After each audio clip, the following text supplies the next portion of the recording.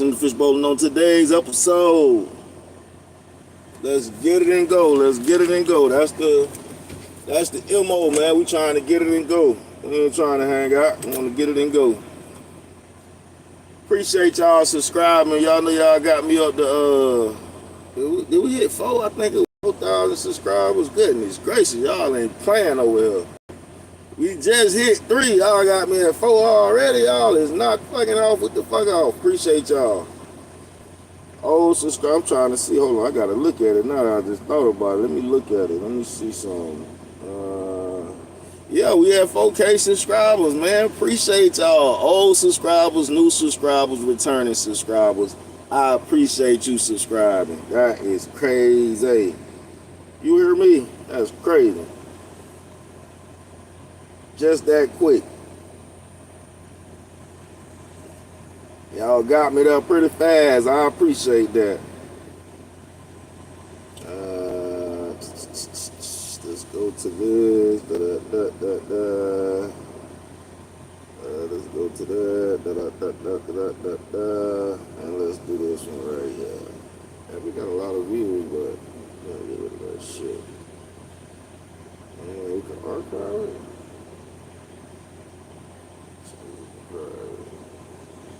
Man, I don't like what I said. Shit, I'm gonna delete that shit. Yeah, I don't like that one right there. We're gonna get that up out of there. Whoa day. What can I say? Let me get the hell on from around here today.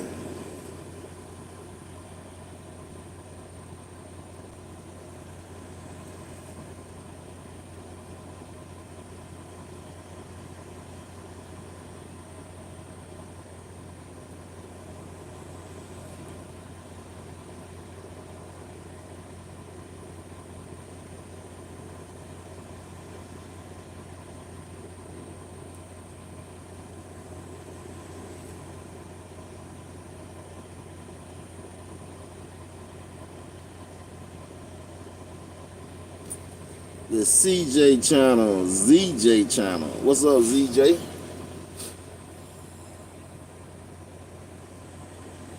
Man, this girl just hit my line, man. She gotta be batshit crazy, man.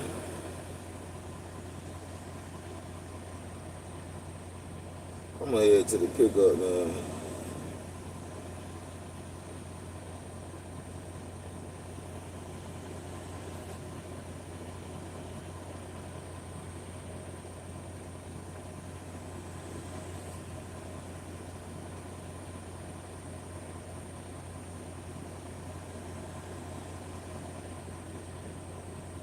Nigga, how many miles is that? Okay, yeah, that's not too much. That's pretty decent mileage. What's up, man? Y'all done popped in here. What's happening? Appreciate y'all subscribing. Hit the like button. We splashing in the Fishbowl daily over here. I just realized I'm gonna be on live forever. Till the battery go dead. That's when I'm not gonna be on live, when the battery go dead. But other than that, we're gonna be live every day, all day. Y'all tune in, watch this show. This is not the shit show. This is the Millionaire Mission Splash in the Fishbowl show. We gonna get it. You heard me?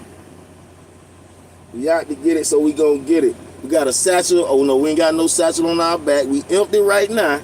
But I'm finna log in and we finna go get this satchel. You heard me? They go get a satchel on our back.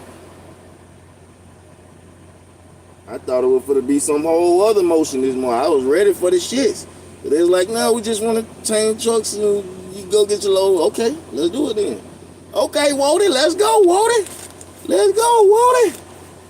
Wody, son, let's get this money. Let's get this moolah, baby. My bad for those that came to see the sad Chaz. I'm still sad. I'm just more focused on the bag. I'm still sad, man. I'm a sad driver. But I'm focused on this bag because that's the only thing that's going to change anything if I secure the bag. But when I say batshit crazy, let me see. I'm going to give y'all a little taste of the batshit crazy.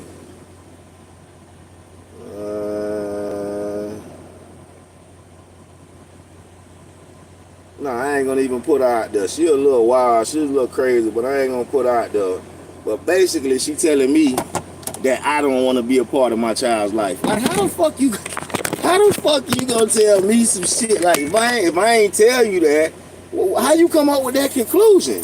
Like, oh, you don't want to be a part of her life? Like, bro, you can't just conjure up shit in your head and say that's what it is, bro. Like, that's not real life. Like, that's narcissistic right there. You saying that shit and then acting like it as if I said it. That's narcissistic because that's your feelings. That's you projecting your feelings on me. You feel like I don't want to be in her life. So you say, oh, you ain't got to be in her life. I ain't going to let you see her. That's retarded and childish. And I'm going to pray for you. That's all I can do. I'm going to pray for you because you need help. I don't know why you would do that child like that. You need help. I ain't going to talk bad about you. Nope. I'm going to pray for you. I hope you sell all your journals. I hope you get a modeling gig. I hope you get a lot of money and shit.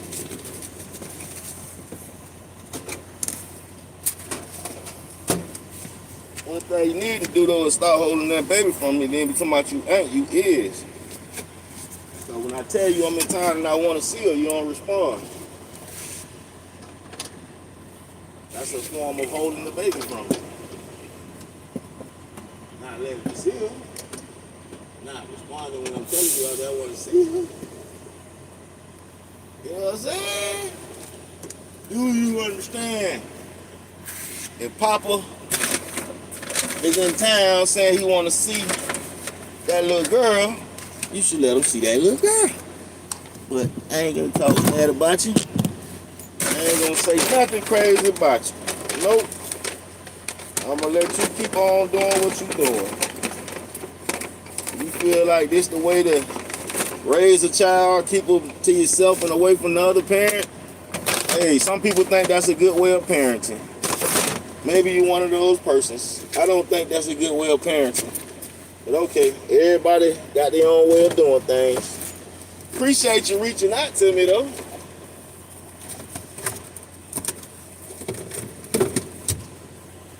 I'll say that much. I appreciate you reaching out to me. Guys, Fortnite, what's up, Fortnite? I appreciate you reaching out to me and all that good stuff. You know what I'm saying? But I'd be more appreciative if you let me spend some time with that little one. Let me get to know her.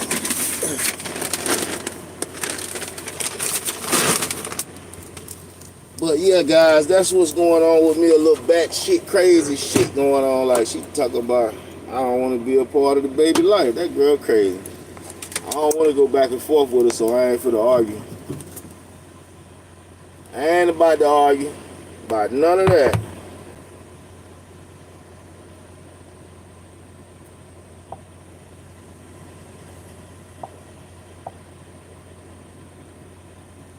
That's all I can say. I ain't finna argue with nobody about nothing.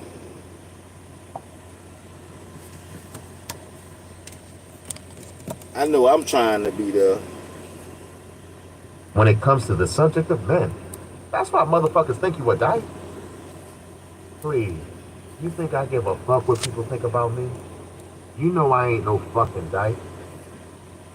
Billy looked for Yoshi to agree with her statement, but only found a raised eyebrow.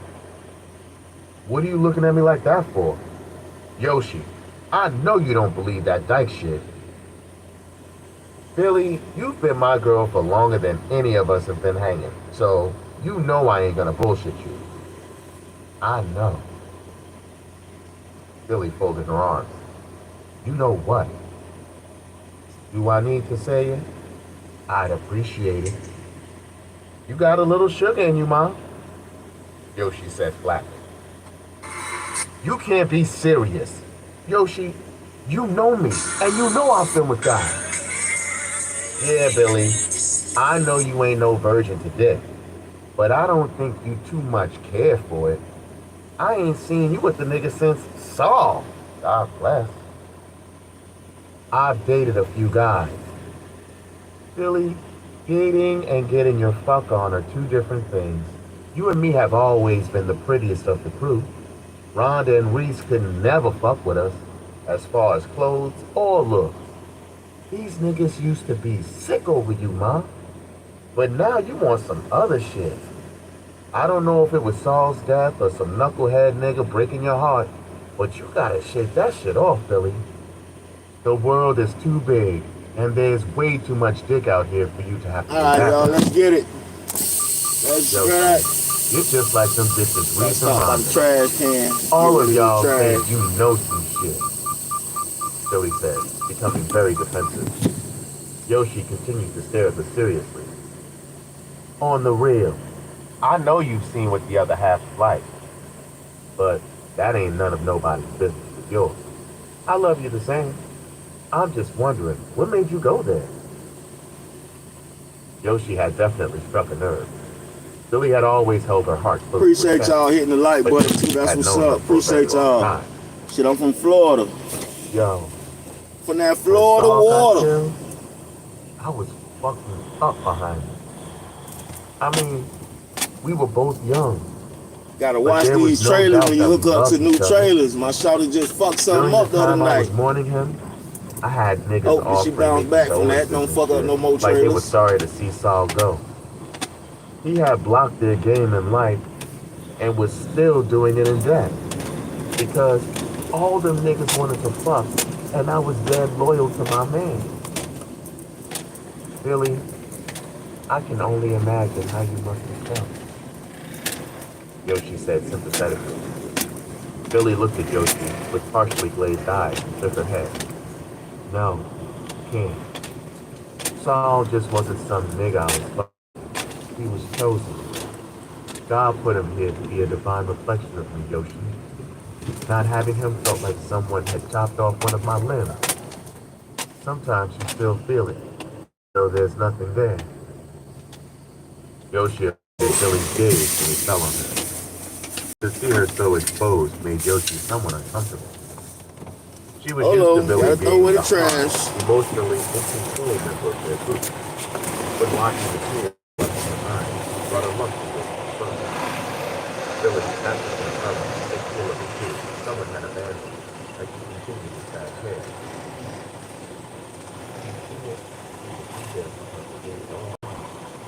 I guess a bullet was attacking her. Seeing the confused look on Yoshi's face, Billy decided to enlighten him. I was 16 seconds to go down.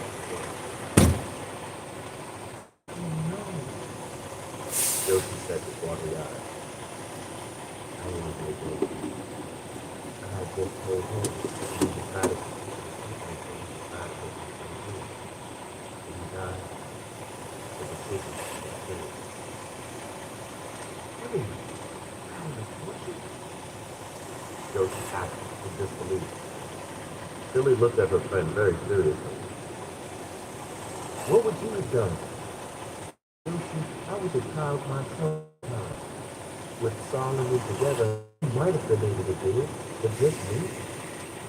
I wasn't going to be out on welfare, barely able to take care of mine like Rhonda. Choice to keep the baby free in the one time. Yeah, what you have to do, baby. I guess. So, I always wondered what if. I know I can't do either those things. For a long time after, I kept reinventing myself, tried to find some way to run. Can't run. I've done some things that most of y'all might not agree with, and I'm still me when it's all said and done. Everybody running around thinking they know what's up with Billy. Billy doesn't even know what's up with himself. A heavy silence hung between the two friends, which Yoshi decided to break by asking, so, how many women have you slept with? Both of them nearly fell over the rack of dresses laughing, drawing the attention of the store manager, as well as the rent-a-car playing the front door. Pay for our sit and go before Roscoe P. Coltrane locked us up in shoplifting. Yoshi nodded over to the security guard. Plus, head over to the electronics store to meet Rhonda and Reed.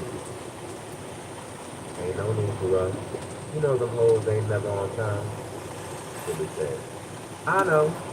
Reese is slow as hell, and Rhonda is always getting caught up with her badass kids. Cut it out, Yoshi. The kids is alright. Billy, are we talking about the same kid? EJ is sneaky as hell to be so little, and Pooh is hard-headed. Alicia is another story altogether. She's a preschool. She's supposed to be killing herself. Fuck all that. The little bitch is straight up grown. Got rid of the trash, check the coolant, we got it. We out of here. We need a pistol time. Got one of those too, we gone. She noticed that a guy standing 2 registers down was staring at her. Yoshi, kid who he was, turned around and looked him up and down in a distinct way. He finished paying for his stuff and made his way toward her. She immediately dipped her hand in her purse to retrieve the razor she carried in case he was in trouble. "Excuse me," he said, slowing his approach. "I don't mean to scare. Don't we know each other?" "I don't think so," he said, looking up at the sick chocolate cat, who was built like he played for some protein. "His name is China, isn't it?" Ah, damn, I ain't even clean out the refrigerator. "Sometimes," Yoshi said suspiciously. China was the name she sometimes went by when she was dancing. "I'm Nev," he said, and extended his hand. "You probably don't remember me, but we met at Pussycat. I spent quite a bit of paper with you that night." He chuckled. "The Pussycat is a big place, sweetie. A lot of people come in and out of there and drop paper on the kids. Was there something special about you that I should remember?" "Not." His smile threatened to fade, but he held it. "Listen, I didn't mean no disrespect, love. I just wanted to extend a dinner invitation. You know, friendly." "Nah, I don't think that's gonna work." "Baby girl, don't be fooled by my appearance." He gestured toward his outfit, which consisted of jeans and sneakers with a white t-shirt. "I ain't no hustler. I was for transit. I just wanted to get to know a nice young lady." Yoshi looked him over and had to admit that he was fine as hell, but she knew it could go down. "Nothing personal, boo, but I don't date guys I meet at the club."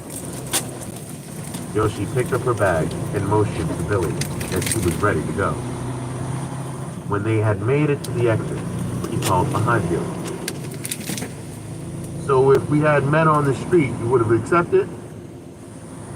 Yoshi stopped short and gave him a look that said, "I'd fuck the shit out of you," but replied, "We didn't meet on the street, so I guess that makes the question irrelevant."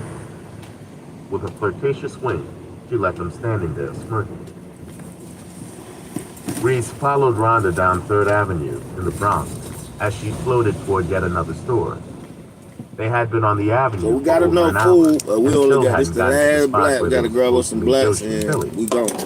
Reese stood by and watched Rhonda run through the bread that Vaughn had given her, buying things not because she needed them, but because she could. There was a part of Reese that hated Rhonda. Here she was, trying to make ends meet the best way she could, and Rhonda was pimping niggas as well as the system to live above the average. "Rhonda, don't you think you've done enough shopping? You gotta meet Yoshi and Billy," Reese pointed out. I know. I just want to look in this store right quick to see if I can find me a shirt." "You bought a shirt in the store we just left," Reese reminded her. "Come on, Reese. I didn't come up in here with you so you can rush me. I gotta make sure my fit is tight for tonight." "Tonight? What's going down tonight?" Reese asked, clueless as to what Rhonda was talking about. "Reese, have you been vacationing on another planet? The party at Exit is popping off. True and his peoples are performing. Don B is footing the bill, and everybody is gonna be there. Reese, how you gonna fuck a nigga and he ain't even tell you he was throwing the party of the summer the following night?" "Oh, Don B mentioned it to me, but it slipped my mind." Reese lied. "I already got my fit, but I do need to snatch some shoes. Come with me over here," Reese said. heading into the nearest shoe store. The two girls made conversation while Reese selected a pair of shoes for the party. She felt kind of dissed that Don B hadn't invited her to the party, but she told herself that they were all too fucked up to think about it. She had had her 15 minutes of fame and shame and was good on both, but Rhonda kept bringing it up. She knew that deep down Rhonda was jealous that she had fucked Don B. Damn, I just seen we don't got no cover, man. No cover for that window. I want to go back and get the old one. When it came to men. But this time, but if you've been watching for a minute, you know I hate going backwards. So I wonder what Yoshi is. Me going back there is unlikely. I want to go right back over there and grab one, but I'm not for to go back. I'm for to go to the delivery. We got to be over there by a certain time. I got just enough time to get there. I meant to the pickup, not the delivery. Oh, got to get the ice cup. Got to get the ice, man. Can't do nothing without the ice, man. Ice blacks, we rolling. We got food already. Damn, I gotta make sure I put my car keys up. Gotta put them car keys up, man. Actually, we need to go to one of these damn dealerships and get a key fob battery. Any one of y'all got a charger, man? Why the hell the damn key fob battery keep dying? I don't even be using that shit. That shit be in the truck on the road with me. How the hell it be dying?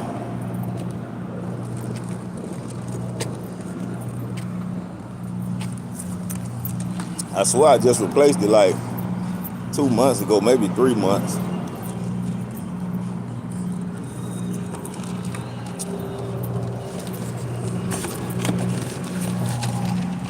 God be with me. Keep me rolling smooth till my birthday. Let me be able to get these people their truck and fly home. In Jesus' name, amen. Be done with it. Let's be done with it, y'all. Second load of the week, good load. What's up, man? All right. I'm slipping on, got no product in my hand. Hey, excuse me. What's that on your neck? That look like fire. Let me see. What's that on your neck? Oh, what that is? What it represent? Over here? What about that 999? Looking like an upside down 666. What you got going on? What 999 mean? Oh, Juice World? Okay. How you doing? All right. She got some dope tattoos. As soon as you hit the corner, you can see the flames on them things. I said, damn. I wonder what that is. Just skull on fire. She says it's a Juice World tattoo. R.I.P. the Juice World.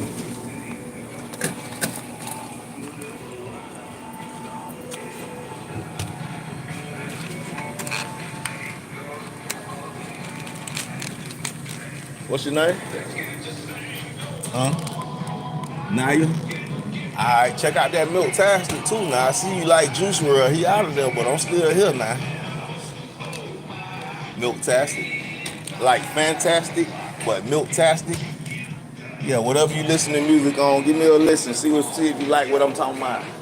I ain't gonna lie. I ain't Juice World. You know Juice World used to be high as hell. I don't be getting like that now, but I got some music for you though. Check me out. Yeah, Juice World used to be. Gotta know I'm out here, man. I stay out here, man. Splashing the Fishbowl, bitch. Milk-tastic, bitch. The Milky Way, bitch. That part.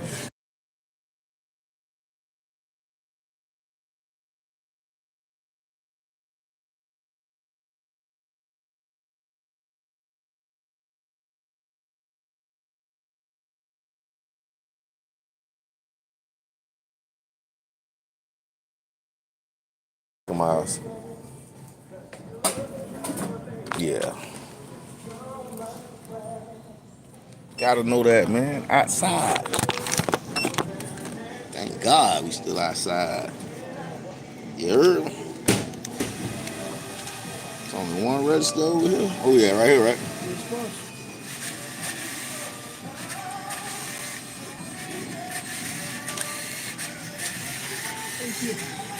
Good to go? Yep. Appreciate it. Have a good one, buddy.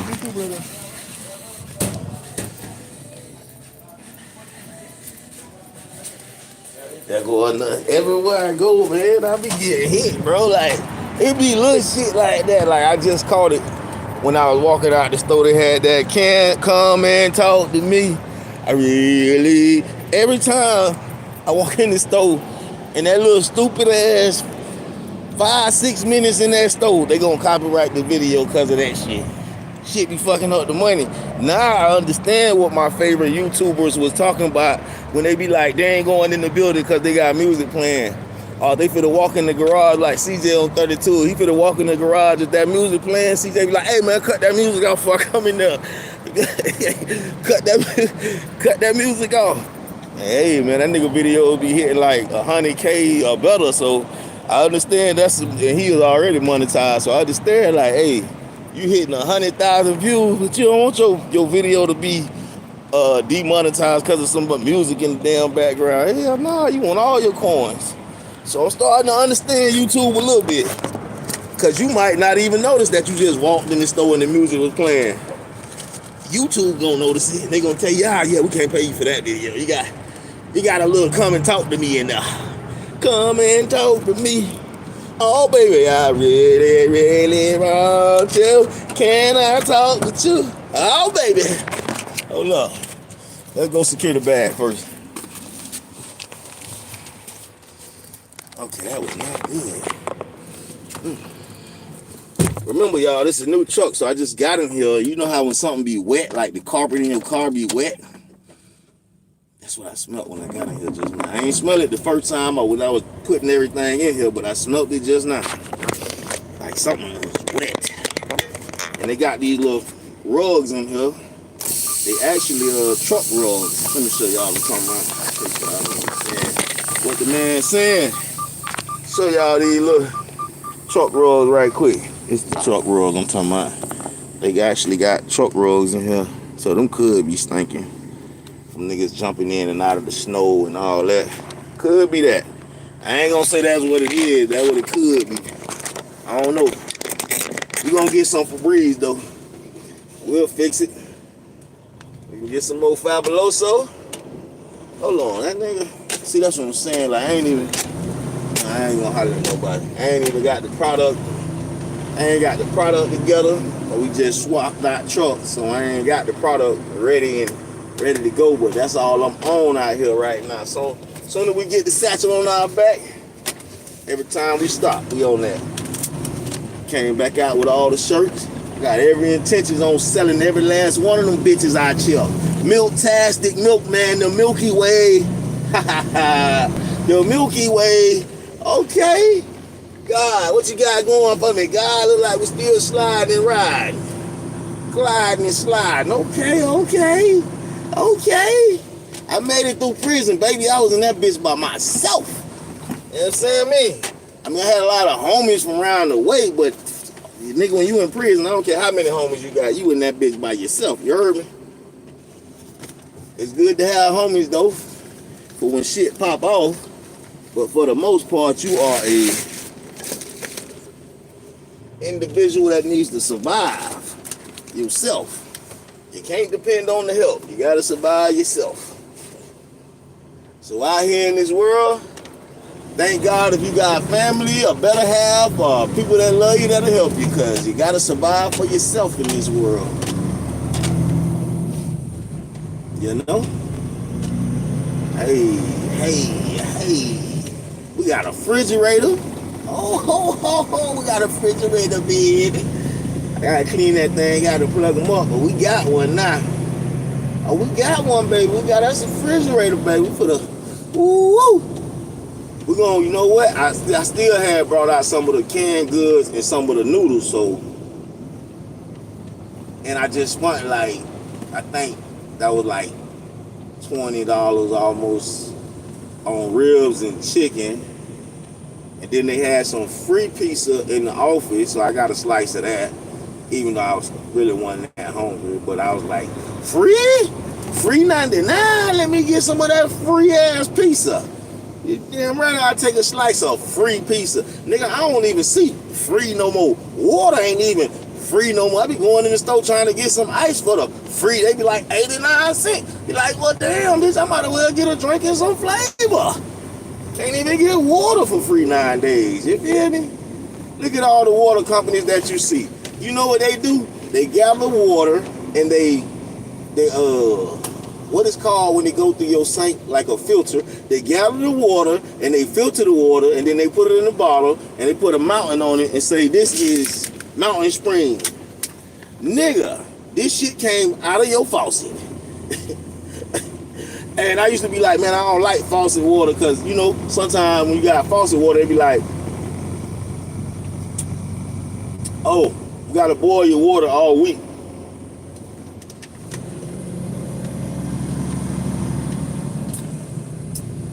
And I ain't never used to understand why they be like, you gotta boil your water all week. You gotta boil your water. Fuck you mean I gotta boil my water, nigga? Why I got to boil the water? Because it's something in that water that once you boil it to a certain temperature, you should be safe to drink it. So they like, don't just drink the water straight out the faucet, but boil it. But sometimes you might get that boil the water letter 3 days after it was issued for you to boil the water. So that means you've been drinking unboiled water with whatever parasite or whatever's in the water. Why do y'all keep messing up the water? Also, I be seeing water plants like right by the highway. Like somebody literally can have a gun that shoots shit out so they don't have to stop and they can just shoot something in the water plant and keep it moving. Nobody never know who did nothing. Why do y'all have our water plants right next to the highway? Why are they not secure where people can't just come and throw things in there? Like literally, I think it's in Atlanta. I used to work at this office off Howard Mill Road. In Atlanta, I used to work at this office on Howard Mill Road, and they got a water plant around there somewhere. And I was walking up the street one day, and I'm looking, it's a gate, you know what I'm saying? It's a gate around the water plant, but the water part of it is right there. Like if I want to throw something over the gate and into the water, there's nothing covering the top of the water to stop it from going in there. Like if I want to throw a bag of shit in that water, it's gonna go in that water. So yeah, I just was thinking about that because they got a headlock on the water game, and all they doing is taking the same water that get filtered through our sink and putting it in bottles and selling it to us. And some of them are selling it at very high prices. Like, what? I used to be like, I don't like sink water.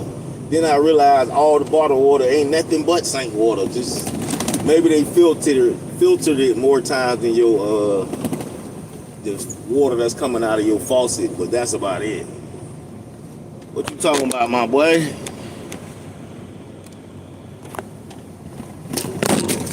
Oh, that ain't gonna stay up there.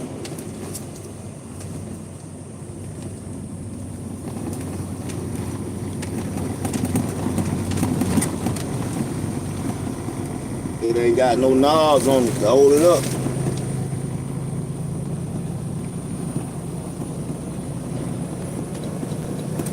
It's our time clock. If y'all wondering, it's not a tablet that I'm looking at Netflix on. That's my clock. I'm on the clock. Let's go get this guap. On the clock. Let's get this guap. What you talking about? Can't get shot. Man, I had a fire-ass song, man, in the studio when I was in the 8 the other day. And the niggas ain't had to record shit ready to record, bro. That shit was fire. And the producer, my dog Cool, he had extension with the beats. He ain't send me the beat. The fucking studio had powered out though. Like right when we was for the end of the session, it had all the power just clicked out. So I can't say my dog, because everything did click off.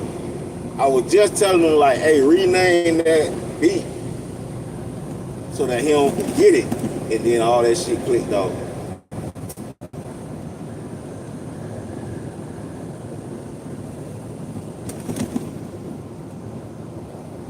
But I got the hook though. I got the hook. I just ain't got that. I want that ain't beating with it though. I don't know, man. The studio be like a vibe. You gotta catch a vibe when you're in the studio. You feel me? You catch a vibe, boy, you come out with a hit, boy. I ain't gonna call a vibe in that bitch. I already record right now. I should kind of pressed for time. I had to get me some sleep in. You know what I'm saying? You gotta get that sleep in, man, as a driver. Yeah, it's Freightliner, buddy. Definitely a freight shaker. Definitely a freight shaker, man. We rolling in the freight shaker.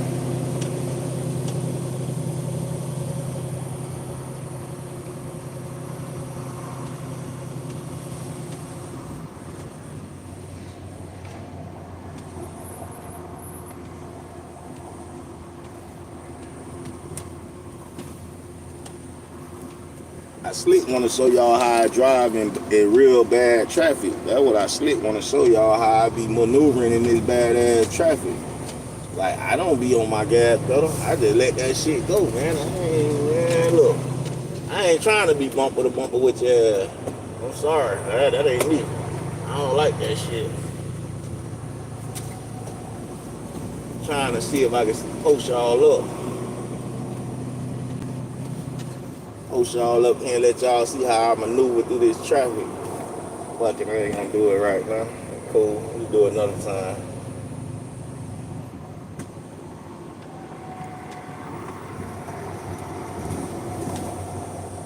Get back to our story though. What them freak those.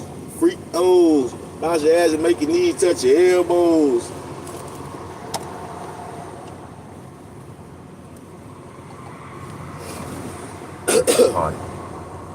Reese said offhandedly.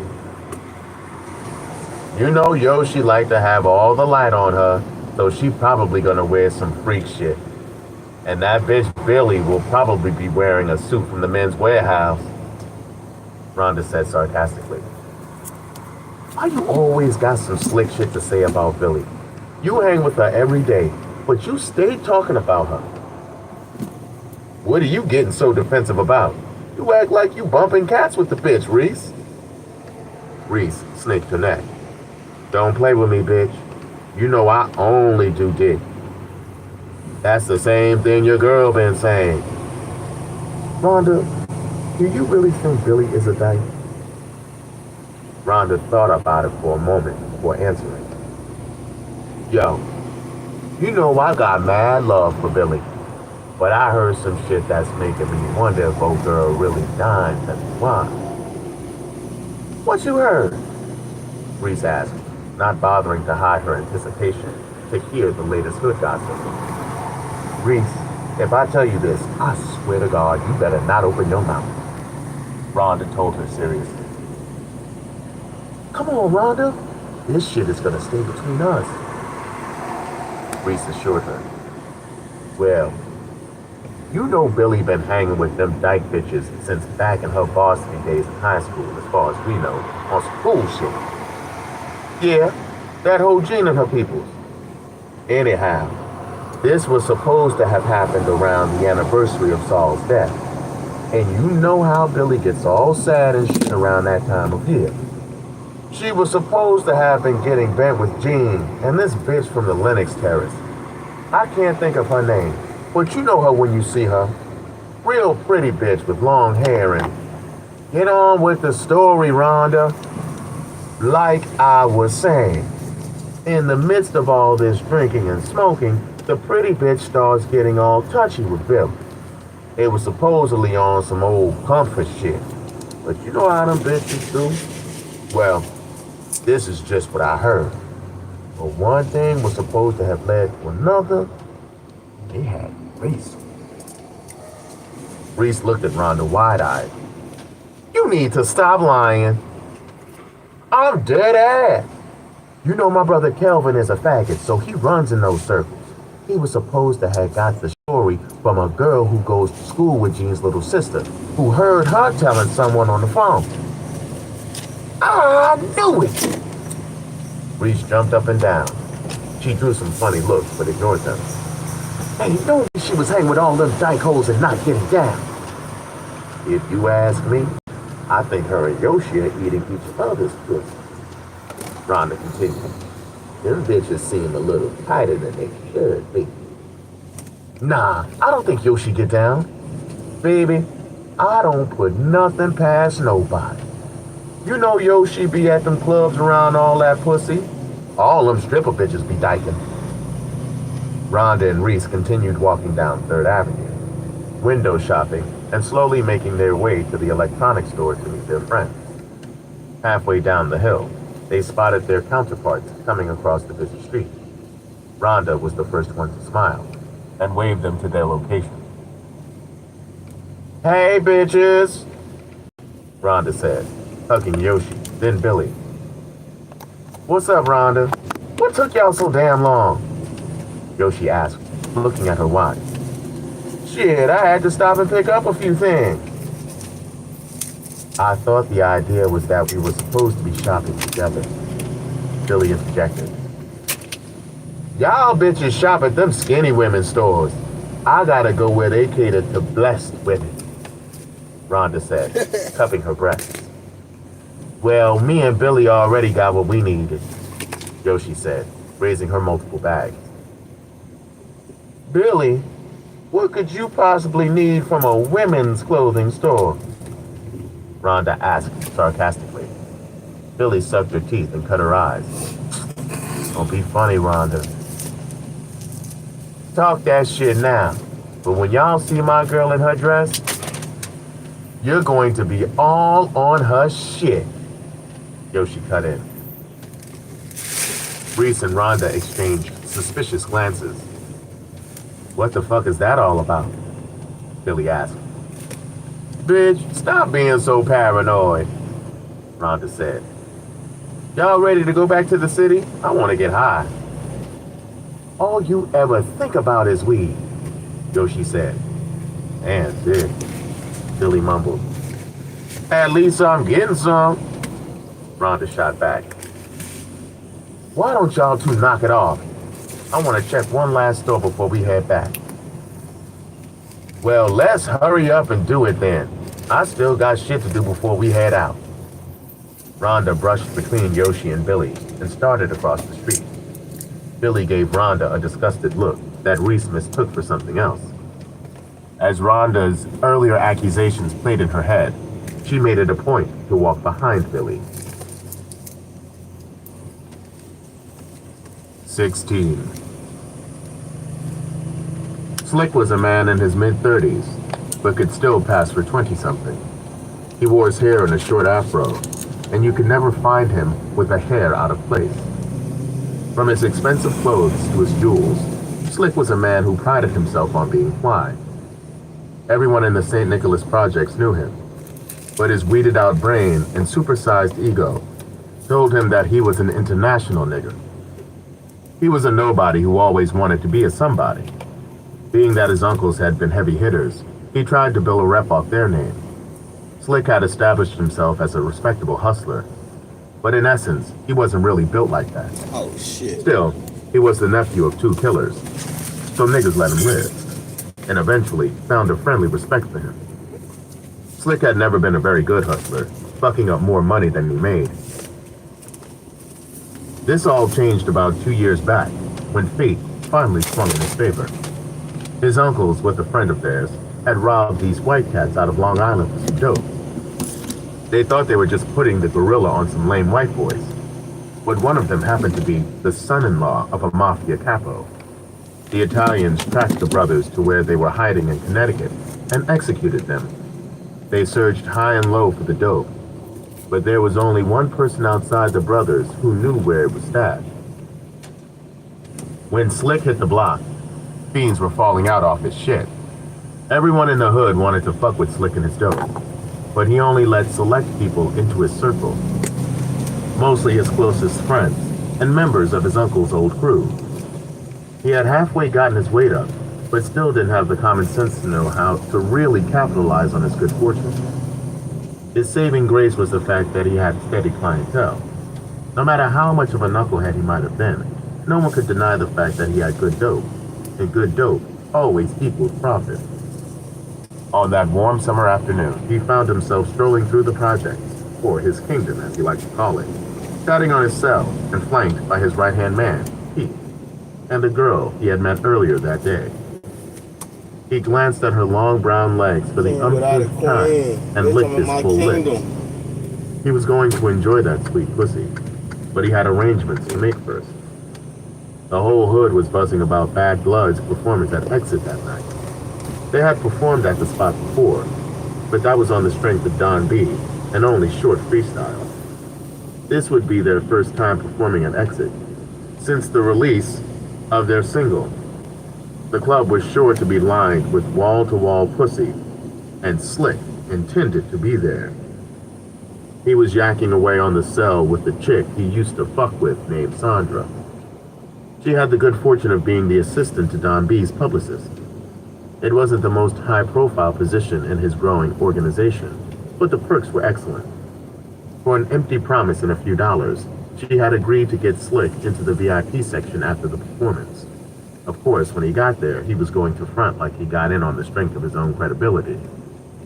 His spirits were high when she agreed to the favor, but suddenly, that all changed when he spotted two dudes beating the hell out of one of his workers. Ralph was a small-time hustler trying to make his way up the syndicate ladder. At 5'8" and just over 150 pounds, he wasn't a very intimidating sight. But let him tell it, he was gangster with his. Ralph was a consummate schemer, determined to blow up. But he didn't have the nuts or the smarts to really make a name for himself. The lack of these qualities didn't stop him from trying, though. His latest venture was going hand-to-hand for a cat named Slick, who moved dope in the projects. He wasn't making kingpin money, but dope proved to be far more profitable than crack.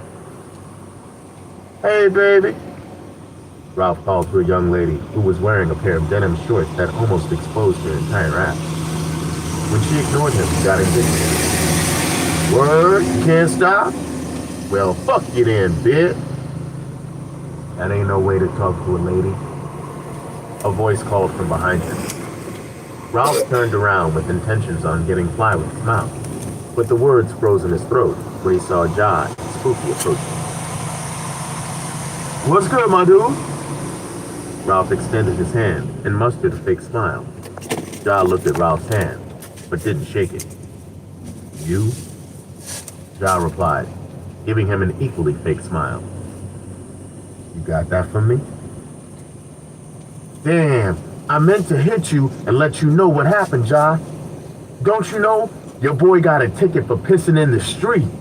Fucking police made me pay a $150 fine for that shit, son. I was tight." "Word," Jai said, clearly not believing a word Ralph said. "Know how these dicks can be with them tickets, man. But your ticket ain't got nothing to do with what I asked for." "I'm gonna pay you, but I ain't got it right now. That ticket put me behind." "Come on, Ralph. $4.50 ain't nothing to a baller like you. My nigga out here getting money," Spooky added. Ralph shot Spooky a contemptuous look, but didn't say anything. "Yo, as soon as I finish my shift, I'm gonna come see you with that," he said to Jai. "Wow. You told me the same thing when you asked better me for the $100 in the first place. Then I didn't see you for 2 weeks. I ain't got time to chase you, dude.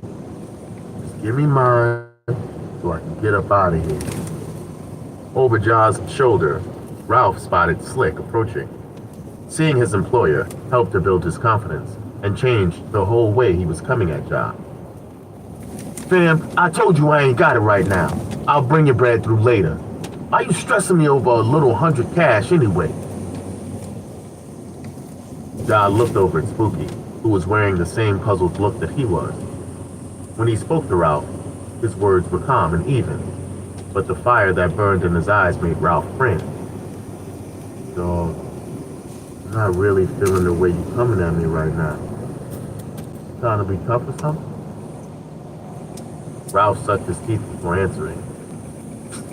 "Yo, come on, man. I ain't trying to get into it with you over no petty-ass $100. I'm on my grind right now, so I'll drop it to you later." Ja's face suddenly became very peaceful. Okay. See you later then. Ralph let go of the breath he was holding, thinking how fortunate he was to dodge the chaos that was sure to come his way. He opened his mouth to invite Ja to smoke a blunt with him, but never got it. Ja caught him with the right cross, immediately dropping Ralph. Ja followed with a kick to the face and a stomp in the gut, putting Ralph in a world he had no idea existed. In a swift motion, he tore both the pockets off Ralph's jeans, sending loose change and a cell phone scattering on the ground. In Ja's fist, he now held several $100s in crumpled bills of multiple denominations. The take was more than what Ralph owed Ja, but the rest would go for the pain and suffering incurred collecting the debt. Ja brought the heel of his sneaker down across Ralph's nose, breaking it. Don't ever play your fucking self. Ja kicked him again. I'm a gorilla on these streets. Charging footsteps from behind caused Ja to spin around. Before he even looked to see who it was, he had his hammer drawn, freezing Slick mid-stride. Slick had intended on rolling up and getting on some G shit, but seeing the angry young man with the big gun softened his approach. What the fuck is going on over here? Easy, nigga, I got 71. Oh shit. My last truck was governed at 67. Bitch, this shit go to 71. We rolling. We rolling, baby. Let's get this money. Yeah, baby, we got speed. Now we can do speed and oh shit, it's 55 over here though. Your work should be ass that. I'm doing 70 and the 55. We slow down. Slick looked from Ja over to Ralph, who was on the ground, bleeding all over the ramp to the building. He knew that if Ralph had ass fed this young man, then he deserved what he had gotten. But he had to make some kind of showing in front of his man and the girl. I feel you, but that's my money you're taking, not his. Slick tried to reason. Listen, man, possession is 9/10 of the law, nothing personal. Ja crammed the bills in his pocket and started backing out of the project, flanked by Spooky. Slick watched helplessly as the two young men backed out of the projects. When they were safely outside the black gates, Ja and Spooky took off running. They cut through the back of Lionel Hampton and disappeared up St. Nicholas Avenue. Slick was fuming. Not only did the two men take off with only God knew how much of his work money, but they had made him look bad. Slick always boasted about how he was such a big man. The two young kids had snatched food right out of his mouth. Had he been alone, he might have let it go and just fucked Ralph up for bringing that kind of drama to his doorstep. But they'd done it in front of people. To save face, Slick would have to react.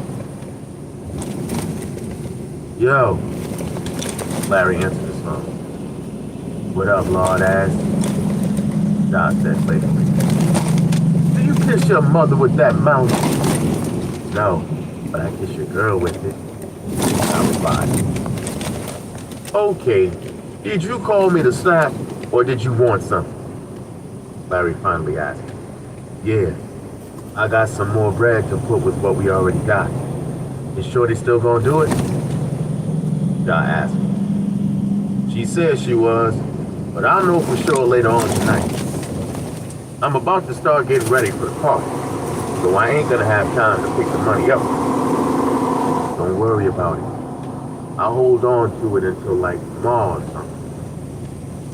Don't spend it on weed and guns, Larry joked. Fuck you. Ja hung up the phone. A part of Larry felt guilty for sneaking behind Paul's back, but it had to be done. The less he knew for the moment, the easier it would be for Larry and Ja to do what they had to do. Besides, if it all went well, Paul was going to take off lovely. Payne stepped out of the taxi on 169th and Amsterdam Avenue. He gave the cab driver $30 and was halfway across the street before the cabbie could even peel off his change. Keeping his hands tucked in his pockets and his eyes peeled for trouble, he darted around the corner and up the steps of a brownstone. A young Hispanic boy who had been sitting on the stoop nodded at Kane, reading, and moved to the side to let him in the building. Kane bounded up the 3 flights of stairs and knocked on a thin brown door. There was some shuffling and words whispered in Spanish before the door was finally opened. A dark-skinned boy with dark curls stood behind the door with a baseball bat clutched in his hand. Kane stepped in and submitted himself to a search before he was given the green light to proceed. He passed several doors on his way down the hall on the way to the living room. He had no idea what was in the closed-off room, nor did he have a desire to find out. His thoughts were purely focused on the reason he had come. When Payne rounded the corner to the living room, there were several men present. The 3 men seated around the table he was familiar with, but the 4th man wearing the baseball cap was a new face. He glanced over his shoulder at Payne briefly, but kept his eyes on the several bundles of cocaine stacked on the table in front of him. After a brief exchange of words, the bundles of cocaine disappeared into a Macy's shopping bag, and the man in the baseball cap got up to leave. We out here still splashing in the Fishbowl. Y'all already know what it is. Trying to place his face. Trying to get to the location. Once we get there, we'll do a little read. The man in the baseball cap brushed past Payne and made his exit. Well, if it isn't the big rap star. The smallest man at the table smiled. Payne detested the little man, but still managed to muster a smile. How you doing, Paco? Paco was a big-head Dominican cat getting money uptown. He was born into a family of career criminals and cocaine dealers and carried himself as such. Paco was a vicious man who would kill or order murders on a whim and respected nothing other than a dollar. He was a loathed and feared man all throughout Harlem, and unfortunately, the remedy to Payne's problem. I assume you've come here today because you have my money? Paco asked, leaning forward on his elbows. Paco, you know you're my nigga, and I'd never shit on you. Payne smiled, trying to keep his hands from wringing together in anticipation. So where's my bread? Famous Monkey, Lennox Lynn, Slider, what's up? I ain't got it right now, Paco, but that's my word. I'm gonna have it to you within a week or two. I need you to look out for me this one last time, and I'll hit you with that. We're about to get our first royalties from the single. Paco closed his eyes and took a deep breath. The 2 gorillas sitting at his sides tensed up, but didn't move. Hey. How long have you been telling me this shit? I don't want to hear a bunch of fucking royalties. Payne felt the chill of fear grip his heart, but tried to maintain his gangster facade. Stop acting like that, man. You act like I don't spend money with you. In a flash, Paco was on his feet and in Payne's face.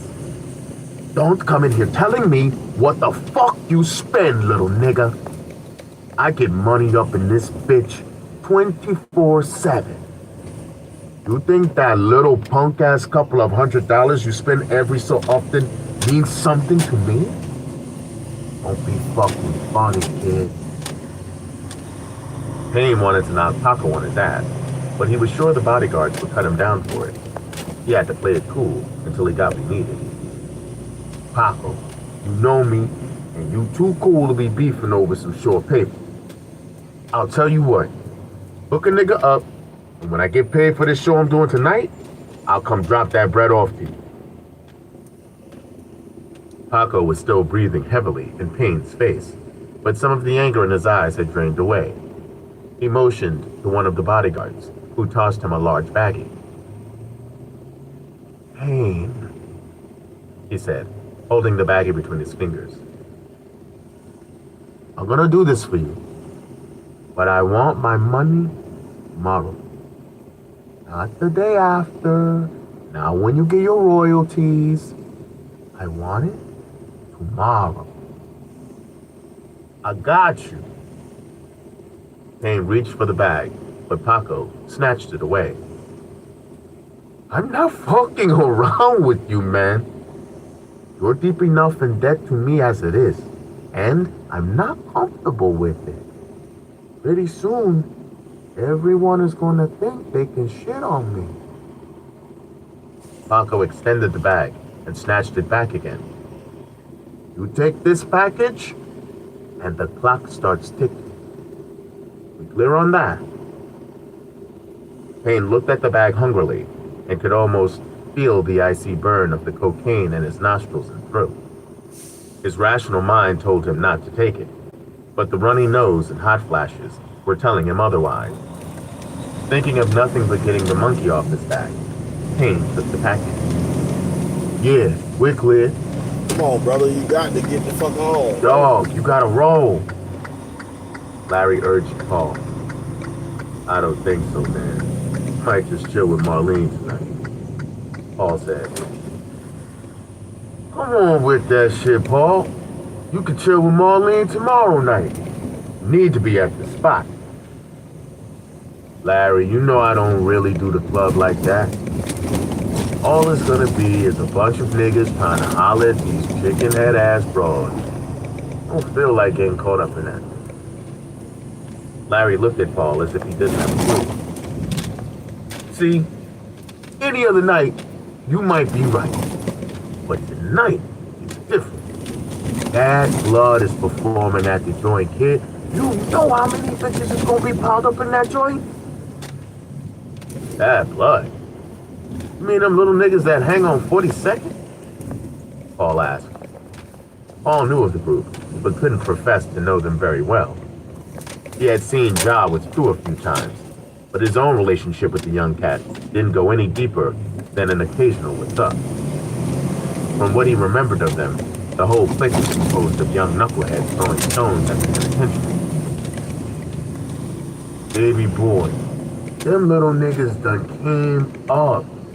They got a single out right now that got the streets crazy. Paul sucked his teeth and walked over to his closet. Probably gonna be a bunch of young hood niggas. Larry strode over to where Paul was standing and began thumbing through his shirt. Paul wasn't really a dressy nigga, but he kept a few nice pieces from the days of his con game, which still fit. Come on, dog. Stop shooting a hole in the shit and roll, Larry said, eyeballing a green shirt of soft woven cotton. You might even get some pussy because you rolled. Paul playfully shoved his friend on his way back to the small square that was designated the common area. He flopped onto a stool and reached for the clip that had burned out minutes prior. Examining the blunt momentarily, he pressed the coils of his flintlock against it. The smoke stung his eyes, shoving a tear down the side of his nose. Paul held the smoke before releasing it into the air. His eyes took on a glassy look, then became very sharp. As if Larry wasn't even in the room, Paul turned to his easel and stared at him. Larry, you think you're the fucking man, Paul called over his shoulder, dipping a thin brush into a bit of violet goop. I don't need you to get no pussy. My game is tight. Nigga, your game is stale, Larry shouted, grabbing a box of Timberlands from the top of the closet. Paul, we used to kill these hoes, but since you got all loved the fuck up, you be on some bullshit. Nigga, cause I'm trying to be good to my shorty, my game is stale? Larry tossed the box and shirt on a swivel chair. Ain't nothing wrong with being good to your girl, but you still gotta recognize your base nation. Get yourself to a little fun, kid. Get the fuck out of here, bro. Larry took the blunt from him. That's crazy. You ain't married yet? Giving his buddy a wink, Fuck, I missed that. Larry began rummaging through the refrigerator for a beer. I gotta turn around, bro. Now you got I jokes, ain't got time to go that far, Paul said, bitch. I gotta accepting one of the two Heinekens that Larry had managed to scare up. Can I get at that light right there? Just because I got a girl doesn't mean that I'm not the same dude. And it sure as hell doesn't mean I'm getting mad. None of that. Talk. You my dude. Shit. I ain't mad at you. Don't care about I'm none of just that. saying. Gotta live a little. She say, do not You enter. can't spend all your time on Marlene's ass. Nigga, who? Paul was tight, but he tried not to show it. Every so often, the fellas would tease him about the amount of time he spent with Marlene. Not catching. He enjoyed spending time with his girl, but he had to admit that he missed hanging out with his boys. Man, come on, man. It had been ages since he had been out anywhere other than local spots. Paul sighed and grabbed the phone. I'm not going to this party because of depression. I'm going because I feel like stepping out. You ain't doing that. That's what I'm talking about. Go on, way back. Larry said, 2 miles up. Just we gonna take it back to nah, 96. Larry, stop being such a fucking bullshit. Paul said, dialing the phone. Who are you calling? Marlene. Come on, man. Larry said, and threw his hands up. Don't check in with her. I'm not checking in. It's called a courtesy call. Maybe when you get a girl, you'll learn to do the same. Paul ignored Larry and waited for Marlene to pick up. Marlene stood barefoot on the tiles of her kitchen wearing a pair of sweatshorts and a tank top. Her hands expertly brought the small knife down in even strokes, chopping a lemon. On the stove, a pot of hot water for tea whistled, but still went unattended as Marlene chatted away with Audrey on the porch. Girl, I almost had to get black on this bitch in Target, Audrey informed Marlene. Marlene shook her head as if Audrey could see her through the phone.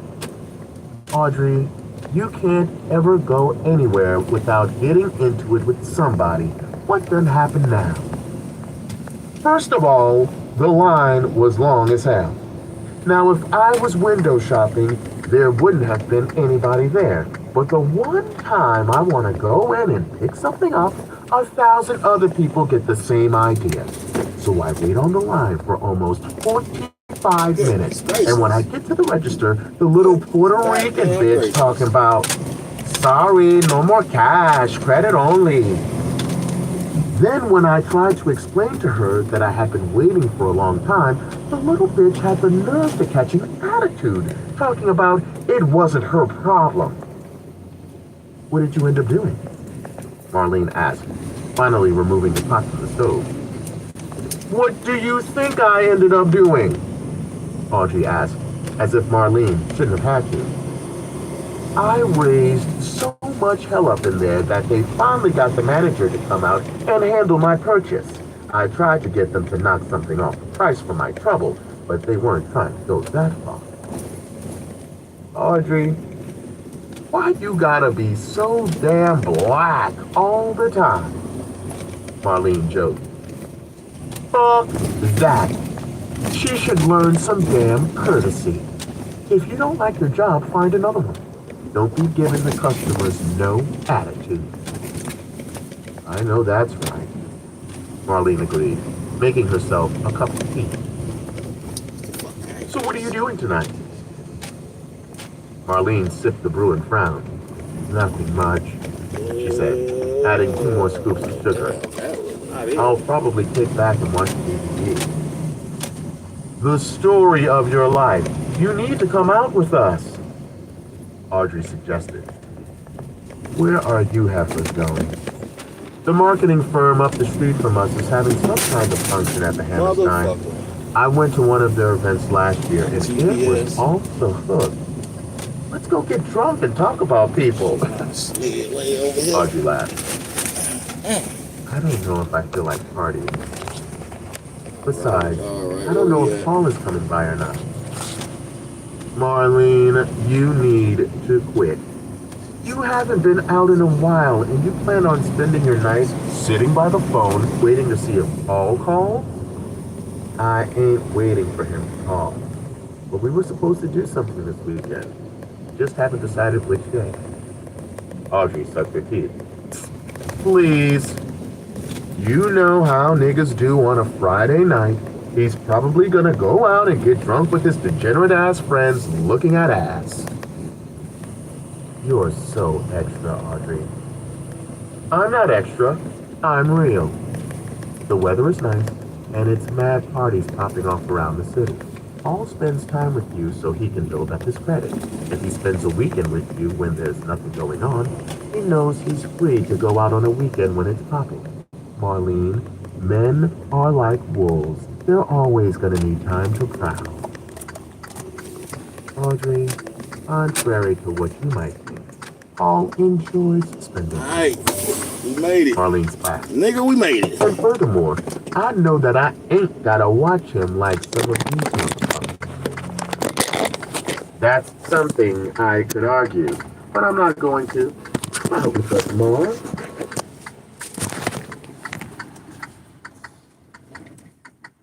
What time it is? 4:30. I think you're supposed to be in here by 4. But they had a lot going on. Want me to do this and do that. They had a lot going on. Oh shit, don't fall. That's the new phone. Do not fall.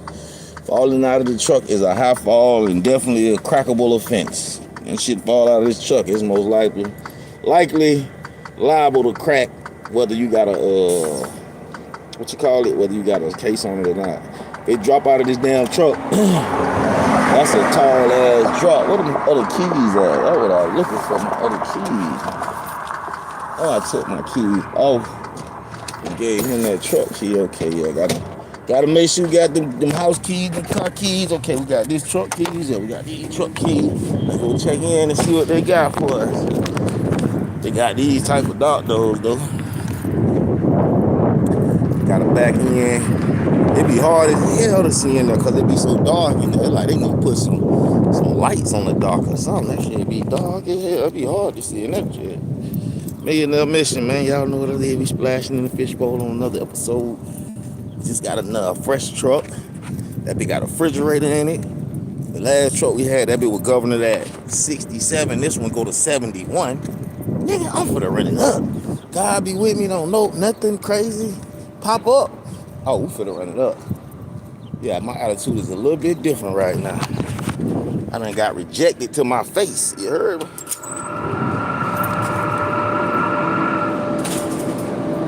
Yeah. Getting rejected to your face is a different feeling than being on the phone miles away and getting rejected. When you in their face and they reject you, that shit feel different. How y'all fellas doing?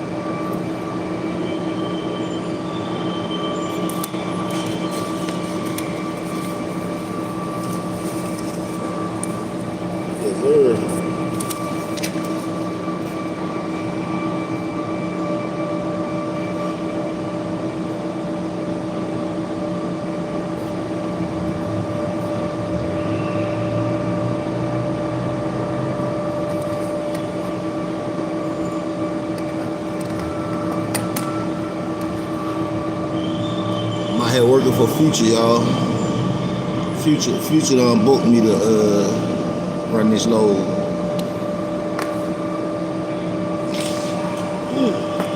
Oh man, I done up and done it, bro. God bless me, that cheese combo up. Handle business, stash a little business, invest a little business. Goo-wop with the goo-wop with the doo-wop. 24/7, we live. 24/7, we live. Yeah. Milky Way. Welcome to the Milky Way.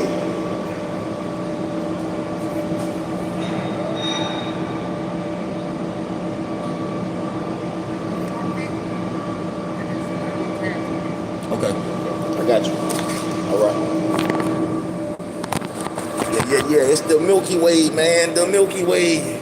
Big ass paper rolls. Them shits be heavy as hell, man. Push your ass all kind down, all kind of hills. But we don't need to push now, because we can actually get up to 70 miles per hour.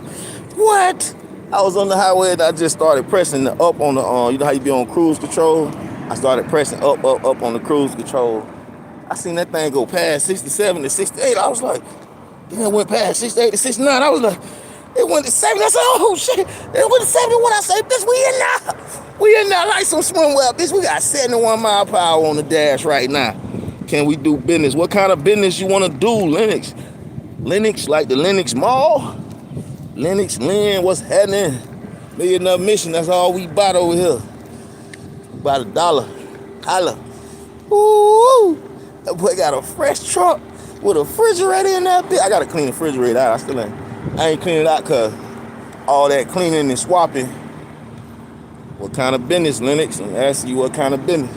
All that cleaning and swapping be taking a long time. That shit is like moving from one truck to another truck. It's like moving your damn apartment or your house. It be so much to move. I gotta go in here and get these scraps. I don't really need them if they putting them big ass rolls on, but I don't be liking when they lock my scraps in on the side. And if they all the way in there, they're not for to take them off. See how they all the way in there? They all the way in there like that. They ain't gonna take them scraps out there, leave them scraps right there and put all them big ass rolls right on my scraps. So we ain't gonna have that. We're gonna go get these scraps up out the way. Oh, the trailer all nice and clean. They blow dried it for me. They blowed it out for me. It's all nice and clean. Let's get these scraps though where they need to be at. Into the damn trailer.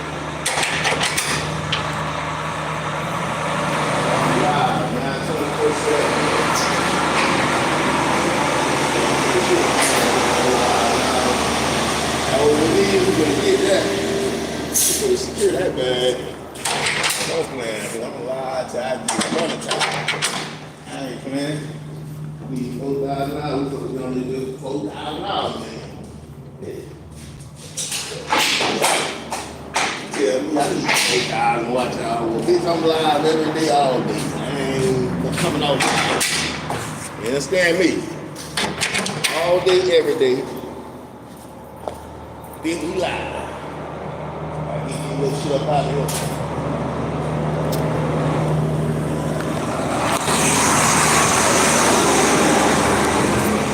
Yeah, man, all day, every day, we live until we monetize. I figured it out. All day, every day, we live until we monetized. So you can always come over here and get some milk. Get yourself entertained. Understand me? Cut this heat back on because it is chilly out there, mom. It is chilly outside. Make sure you put your coat on. It look very nice, but it's very chilly out there. When I tell you it's cold, it's cold.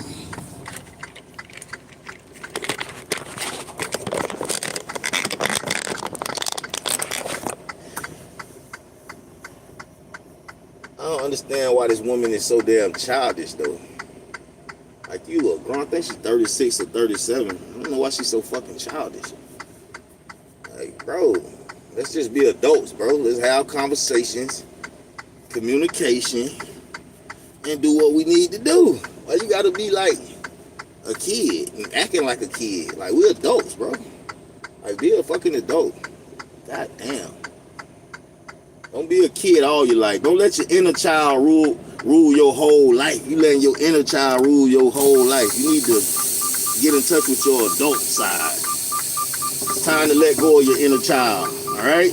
Your inner child is fucking you up. It's making you act childish. You need to let that shit go and embrace your adulthood. Your inner child was back when you were a fucking child. You are an adult now. You need to act as such and conduct yourself as such. Not playing these childish ass games withholding the child from the father, alright? Just a little PSA to the baby mama that's been acting like she want drama and problems and issues and like I don't want to be a part of my child's life. Like that's narcissistic behavior, telling me what I want and saying like, oh, you don't want it. No, that's narcissistic behavior. The same behavior you always talk about. Like somebody a narcissist, this, narcissist, that. You the narcissist because you telling me I don't want to be a part of my child's life. Like I said that shit. That's what you conjured up in your head. I have said nothing of the sort. And you need to get your mind right. I'm just saying. I'm gonna figure out how to get on here and not discuss none of this shit. But for right now, this is the shit that's on my mind, so we're gonna talk about it. Because I don't like it. I don't like it at all. You know what I'm saying? I don't like it at all. Make me feel some type of way like I'm a deadbeat. And I ain't did shit. You know what I'm saying? But try to be the man that I'm supposed to be. You understand me? We coming in at an angle. We gotta straighten that up. We can't be coming in at no angle like that. But this is what I was telling y'all when I was telling y'all you gotta come in here. You can't see in here really. It's dark as hell. Okay, I ain't gonna lie, my man cut the little light on, but that light ain't. We need the light down where we parking at. He got that light on, like I guess that's the light they look in the trailer, trying to help me out, so I can see in there, cause he know that shit dark enough. Even he know it's dark enough. So we're gonna see how good of a driver I am. Backing up into the warehouse, you know what I'm saying? Like, is this nigga really got the skills? Huh, Shawty, can you back up in a warehouse like this, Shawty, where you can't really see, Shawty? I know you can back up pretty good when you can see, but can you do it when you can't see, Shawty?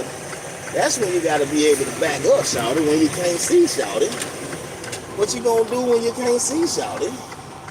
This shit is like, I don't even think they got those lined up correctly, because this shit is like I would have to hit this wall to line it up. How they want me to line it up. I gotta stop and fold shit. Did not mean to do that. That was not what we were trying to be. I was trying to actually stop. We gotta scrap down this GPS. I mean not GPS. GPS. We gotta scrap down this Garmin. That shit keep flying everywhere. Man's under the hood immediately. I don't know what's going on, but this is what we got going right here. This right here, what I would talk about. See, they got more light in here than most places. Also, it's light outside, so that's helping me light up too. But yeah, you gotta come in the warehouse and you gotta back in like that. So, shawty, being that you be backing up a lot and do a lot of backing up, do you think you could do that? You think you can handle that? Backing up in the warehouse like this, shawty. Do you have to do this, shawty? Huh, Shine? You gotta back up like this, Shine? In the warehouse, I know you do a lot of backing, but do you back up like this in the warehouse, huh? Huh? Can you back up like this? You think you got the skills? You wanna test the real? You think you got some skills? You wanna test the real? Can you back up like this? Can you back up like this? In the warehouse where you can't hardly see shit. Yeah. You can't hardly see shit in this warehouse, man. Hey, my man. That's your truck? How long? How long you have?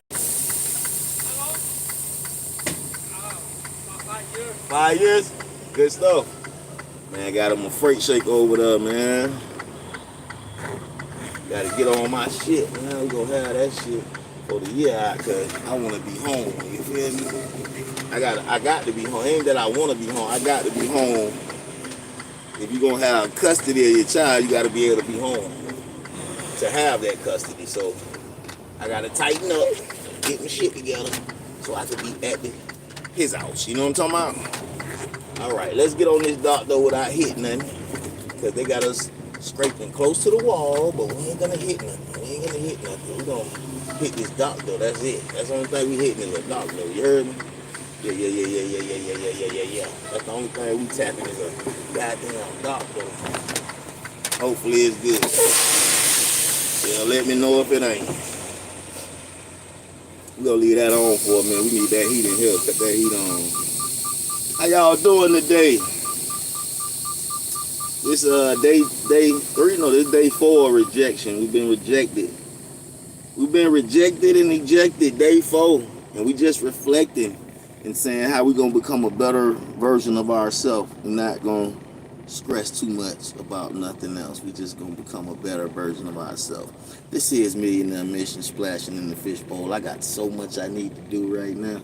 I said I'm gonna stay live for the next 4,000 hours. That's how long I'm finna be on live, for 4,000 hours. I'm here. So come in, chill out, pop me on the TV screen, chill out. Millionaire Mission Milkman, Mr. Milktastic, coming back at you with another episode. And on today's episode, we blessed, so blessed. Thank God we will stress less, even though we have stress. We're gonna bless. We thinking about the blessings and not the stressing.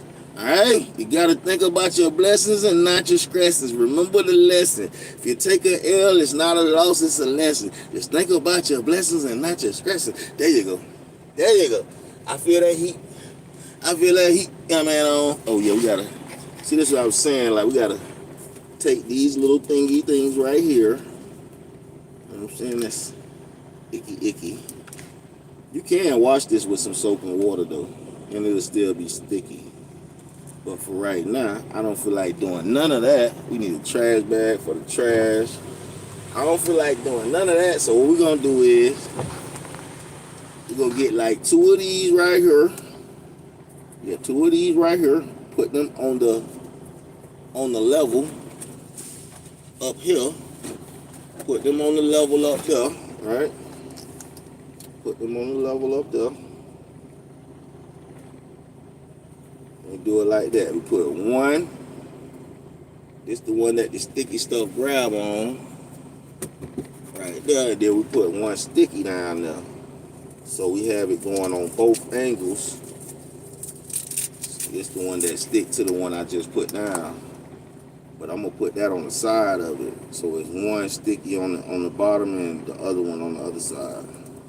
So that way our GPS can start feeling like it could just go wherever it want to go. You can't just go where you want to go, my guy.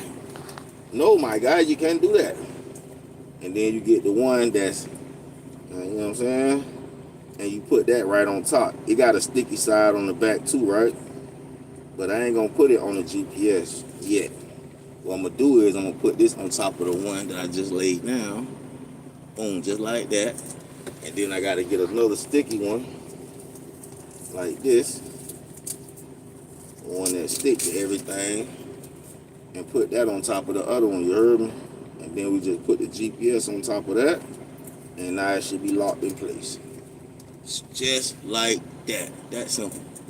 So we're gonna put the GPS on top of them, and that should lock that in place. Right? You know what I'm saying? Let me make sure, get a good both sides on it. Yeah. Because we don't want our GPS sliding and flying everywhere. We need to stay right there.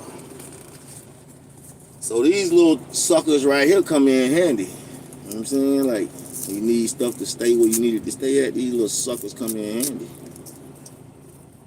But now my GPS shouldn't be sliding and gliding. I could put one on the top right here, but yeah, you know what? Let's put one right there too. So that way the top of the GPS be locked in and not just the back of it, but the actual GPS be locked in place so that it can stop sliding, because it's been sliding and ain't nobody got time for that. So that's what I did. Basically, I put it like this, because this the soft side and this the sticky side, right? So I put them together, and then I put the sticky side on the top like this, and the soft side on the bottom like this.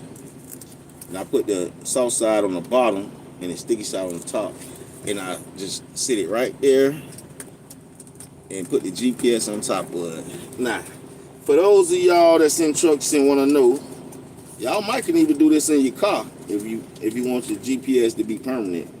I'll show y'all how I just hook that up right quick. You know what I'm saying? This is a in video do-it-yourself tutorial. When you're tired of your GPS sliding everywhere, flying everywhere, you got to do this yourself right here. You want to lock it in and lock it down. Say, hey, listen, ain't no more sliding around. Ain't no more none of that. You just sit your ass where I put you at. Oh, yeah, we just bought the dog. You got to know that, Slick. You got to know that. Gold. What's up, side patch? Hell yeah, I'm out here bumping Doc those, nigga. They done gave you a load over there finally, my boy. You rolling? You rolling over there, Gold? Side patch. Side patch, they got you rolling yet? Are you still posted? I thought you had got a load the other day, side patch. You should be rolling, man. Oh, let me put this in the logs, man. Cause they be like, oh, you ain't do your logs, you ain't put nothing on there. I damn sure don't be putting nothing on here. So let me start doing that. Pickup. Let me add the little pickup number. Cause I don't want these people out here panicking. Panicking like a mannequin. Saying I ain't do my job again. This job is too easy. It's just too easy. It's a cakewalk out here, man. Put the load number in.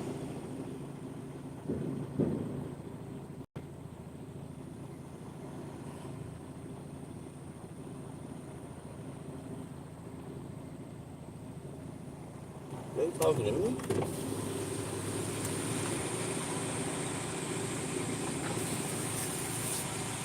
Hey, why don't geese be so bold like that? They don't be scared of a nigga at all. There's two of them sitting right here looking at me like they want to walk over here. Like, boy, I am not scared of y'all. I would grab y'all damn neck, boy.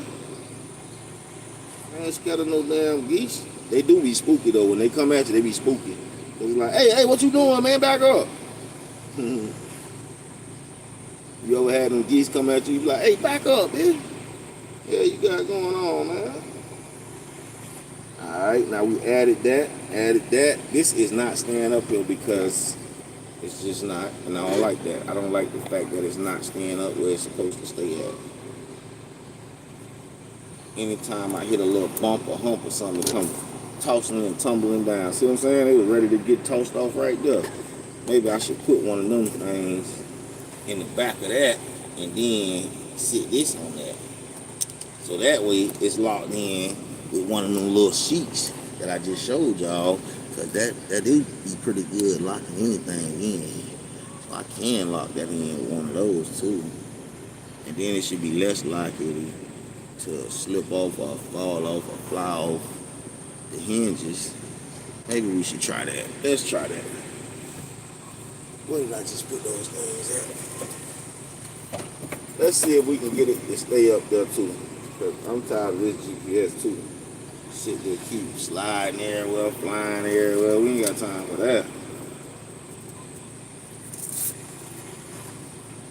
We're gonna put one on back of the GPS. Yeah, we're gonna put one on back of the GPS. And then we're gonna see if that hold it up though. Cause for right now, this like the third or fourth time it done fell down. I don't got time for this thing to keep falling.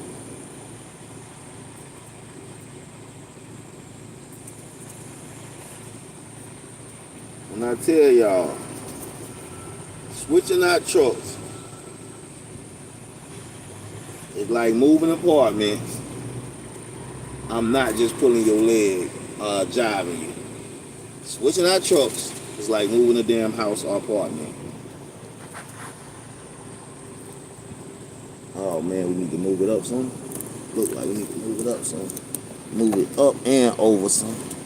I got this paper on the back of it with information on it that I don't really need to lose that information. Alright, let's just take a picture of that. We'll take a picture of the information so that we know what the information is.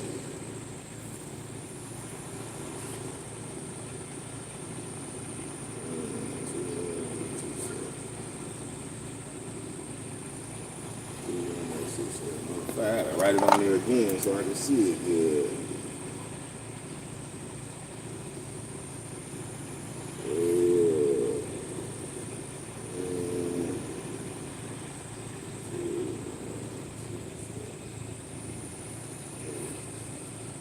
All right.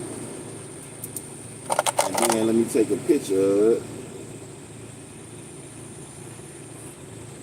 Because I am for to put this on there. This is not for to keep sliding around on me. I ain't with all that.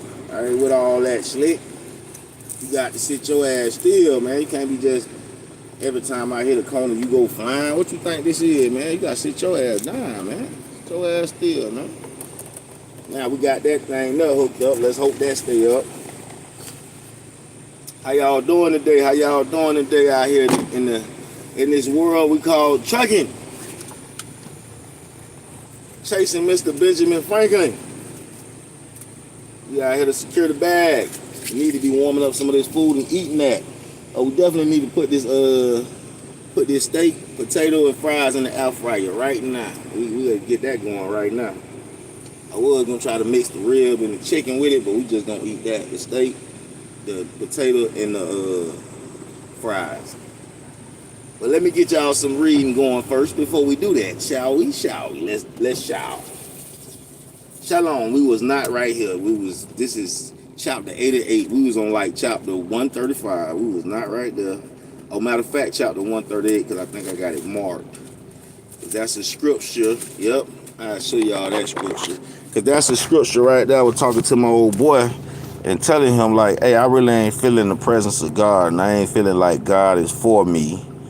And he gave me this scripture right here. He said, read it from the beginning to the ending right here, and then read it backwards.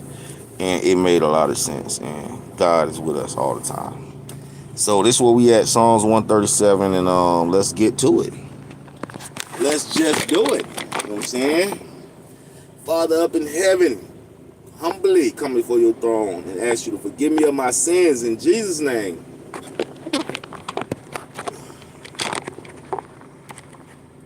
Forgive me of the grumbling of my tongue because I complain. Or when I complain, because if I'm complaining, Lord, I'm forgetting how blessed you got me out here. You got me super blessed, and I ask you to forgive me for forgetting how blessed I am sometimes, and I be complaining about small, petty stuff. So forgive me, Lord. Forgive me. I'm trying to do better. I'm trying to live like Christ. In Jesus' name.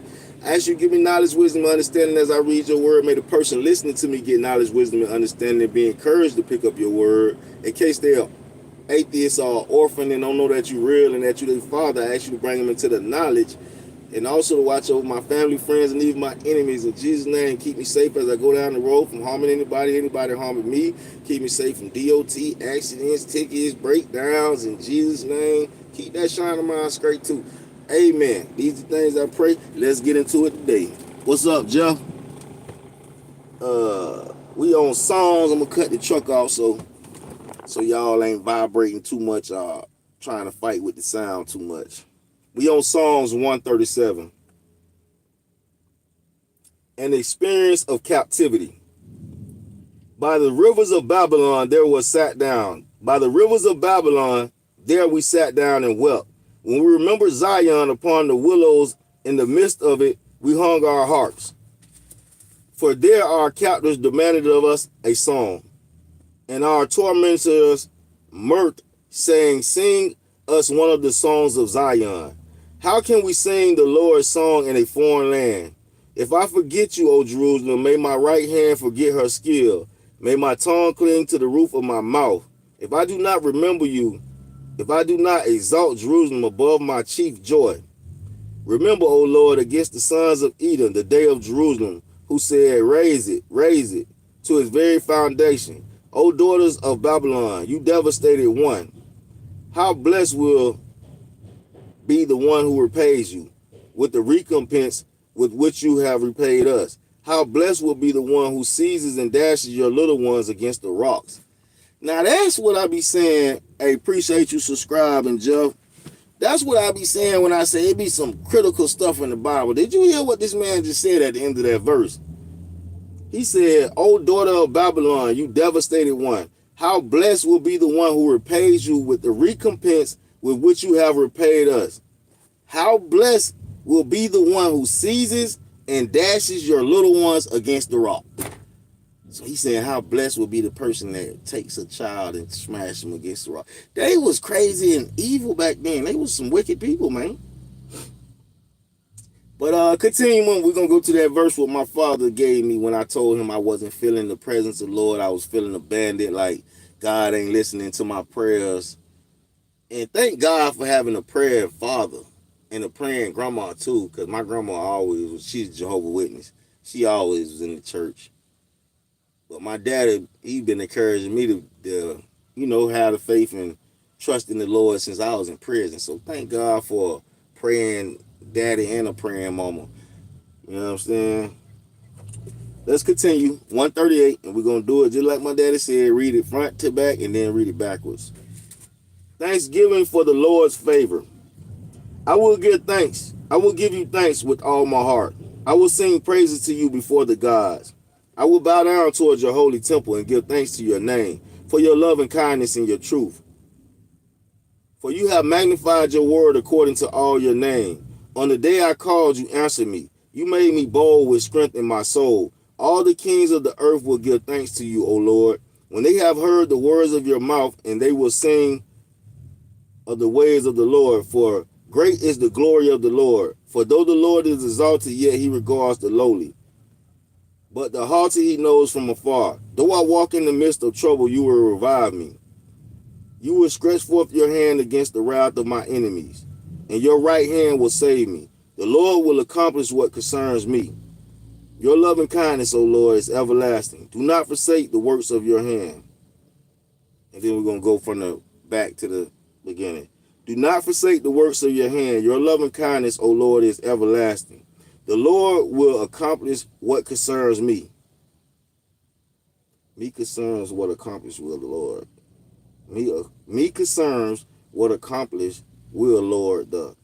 And your right hand will save me. You will stretch forth your hand against the wrath of my enemies. Though I walk in the midst of trouble, you will revive me. For though the Lord is exalted, yet he regards the lowly, but the haughty he knows from afar. And they will sing of the ways of the Lord, for great is the glory of the Lord. All the kings of the earth will give thanks to you, O Lord, when they have heard the words of your mouth. You made me bold with strength in my soul. On the day I called, you answered me. For you have magnified your word according to all your name, and give thanks to your name for your loving kindness and your truth. I will bow down towards your holy temple and give thanks to your name for your loving kindness and your truth. I will give thanks. I will give you thanks with all my heart. I will sing praises to you before the gods. That was Psalms chapter 138. And we're going to leave it there so y'all can meditate on that. You know what I'm saying? I got this other book that we've been reading. We kind of been ducking it for a while. But since we here and we got time, I'm going to get into it. It's the other book that we've been reading right here. It's the other book that we've been reading and kind of dodging because it got so many fine print. Like, the words are very small, and I have to use my phone. I have to use my phone at times to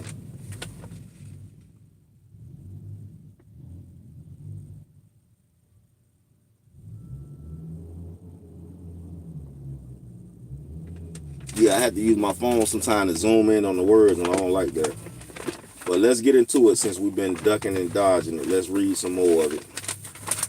It's actually called The Federal Mafia, and it's telling us how the government done tricked us into paying taxes all year round, when we only supposed to pay taxes for when we in war. Let's see where we at.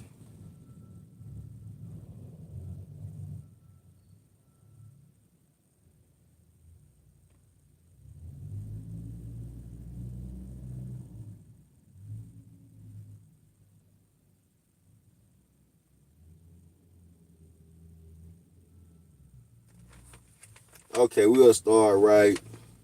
Other amendments abolished by the tax income. By other amendments abolished by the income tax. Okay. In order for the government to continue illegally extorting income taxes from a misinformed and intimidated public, it must abolish, whenever possible, any likelihood of its learning the truth. It seeks to do this by stamping out such First Amendment rights as freedom of speech and the press, the right of the people peaceably, the right of the people to peaceably assemble and to petition the government for a redress of grievances. It also does it by conducting illegal trials in violation of the Sixth Amendment and by imposing excessive fines in the violation of the Eighth Amendment. It has thrown out the 10th Amendment completely, since in enforcing the tax, the United States recognizes not a single right that has been reserved to the state respectively or to the people, and has also disregarded the 13th Amendment, which outlawed involuntary servitude along with slavery. Abolishing the First Amendment rights, figure 2 through 12, is actually reproduction from my trial transcript of the special conditions of probation as they were being imposed upon me in the open court by federal judge Peter C. Dorsey. Note that the pursuant to the fifth condition, I am not to participate nor involve myself in nor promote any meetings formed or brought together in the form of seminars, media events, or any sort of any kind of activity or any group based bias which advocates or which promotes non-compliance with or the violation of tax laws.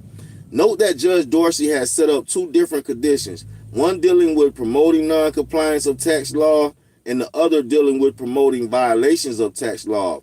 What's the difference?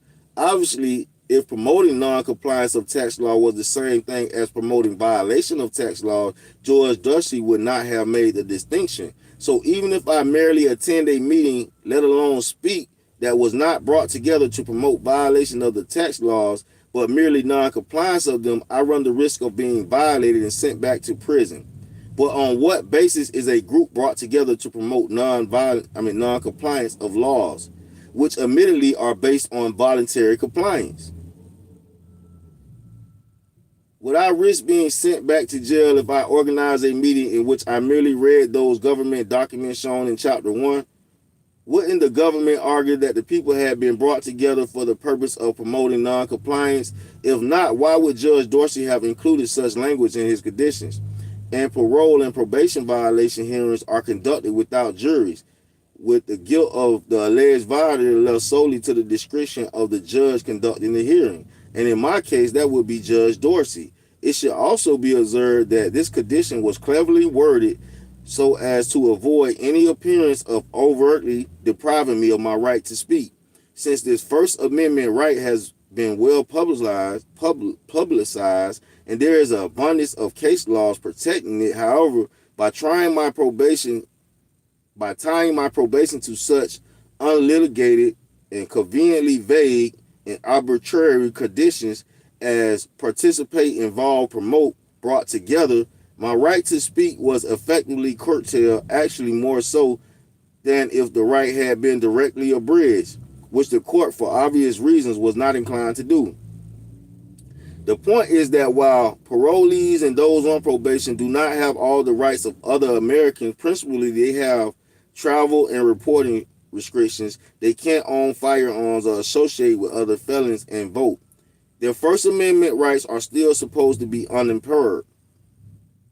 But what is even more ludicrous is that while the court seeks to curtail basic freedoms in relation to an alleged advocacy and promotion of non-compliance, which must obviously be something less serious than an advocacy and promotion of violation of law, the Supreme Court in Brandenburg versus Ohio, 395 U.S. 444, 1969, ruled that even advocacy of violation of law is constitutionally protected, and that any statute that sought to punish such advocacy falls within the condemnation of the First and 14th Amendment. So what would that make a federal court's attempt to seek curtailment of First Amendment rights under the threat of imprisonment contingent on an even lesser standard? To really see how far down the road of the despotism the United States has traveled, compare what the court is trying to do here to the following observation by Justice Louis Brandeis. In another Supreme Court decision, Whitney versus California, 274 U.S. 357, 376, and 377, in which he stated, every denunciation of existing law tends in some measure to increase the probability that there will be a violation of it. Those who won our independence by revolution were not cowards. They did not fear political change. They did not exalt order at the cost of liberty. To courageous, self-reliant men with confidence in the power of free and fearless reasoning applied through the process of popular government, no danger flowing from speech can be deemed clear and present. The remedy to be applied is more speech, not enforced silence. Apparently, we are no longer governed by the people who believed in such principles. I included passages from both these Supreme Court cases in my appeal to the district court when I sought to have these obviously illegal conditions vacated, but to no avail. If my conviction is not reversed on other grounds, I will have to challenge these conditions in higher courts. However, it is also clear from the following remarks of the court why the government engineered my conviction in the first place. My purpose in the terms and condition of probation, Mr. Skirk, is an alternative to a longer period of incarceration to attempt to rectify what you have done in the past with respect to spreading the seed of noncompliance and violation of tax laws.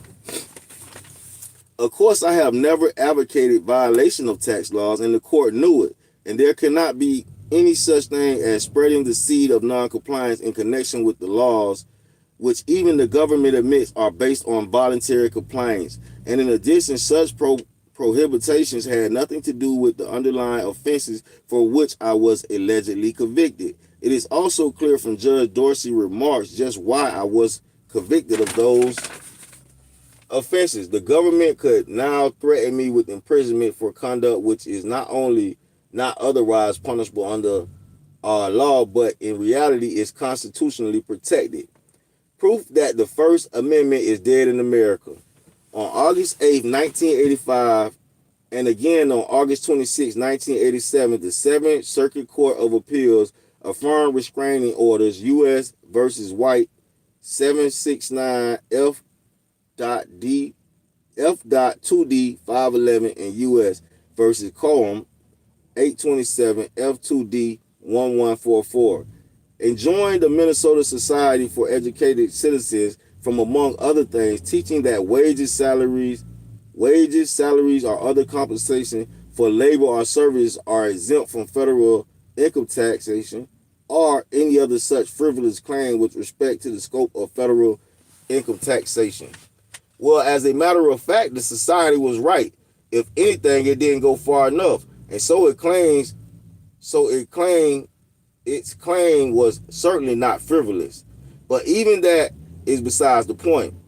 Even if the wages were income, how can an American be enjoined from arguing otherwise? Does an American have the right to put on a pamphlet declaring that the sun revolves around the earth, that black is white, or that he or she is the living God? Would the government care? Would anybody really care or pay attention? Americans certainly have the right to be wrong and or even allege nonsense. Presumably, if one advocates nonsense, no one pays attention, or somebody else will refute it. So what would motivate a federal court to totally disregard the First Amendment and ban a pamphlet claiming that wages are not taxable as income? Because the pamphlet obviously made sense and undoubtedly proved that wages are not income within the meaning of the law. So while American courts presumably protect First Amendment rights to the extent that practically anything is printable, such protection does not include the right of the people to argue that wages are not income. To sustain their outrageous gag orders, the court invoked Code Section 6700, Figure 2-1, and 7408, shown in Figure 2-13. You will note that the Code Section 6700 clearly deals with the marketing of such tax shelters as those associated with gas and oil explorations. Real estate syndication, computer leasing, coal, and other such limited partnerships where participants make an investment on the bias of promoters promising write-offs as much as 5 for 1. That is where individuals are solicited on the basis that a $10,000 investment could generate as much as $50,000 in initial tax deduction. Applying this section to the marketing of printed matter relating to what the author or authors believe are taxable within the meaning of the tax laws themselves clearly amounts to nothing more than blatant judicial fraud. But as you can see further, Section 7408 only applies to those taxes for which one can be liable. As Chapter 6 makes clear, this cannot apply to income taxes. So in disregarding the First Amendment, the courts invoked two code sections that were not even applicable.